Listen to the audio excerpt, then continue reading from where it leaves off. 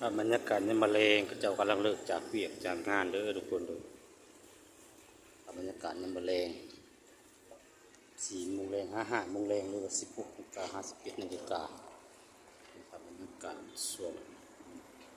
โรงงานเหมือนทองคำสีปูนก็จะมีรถเมล์รับส่งคนงานโดยเฉพาะหลากหลายรถนำขบวนรถมัดคอดทั่วไปแล้วก็มีมันก็ใส่คนงานพนักงานขับรถดำกำลังจะเลิกงานคนออกไป4 โมง5 โมงเลยบรรยากาศประมาณนี้ถ่ายภาพบรรยากาศชิมทานผสมแบบชมน้ำกาด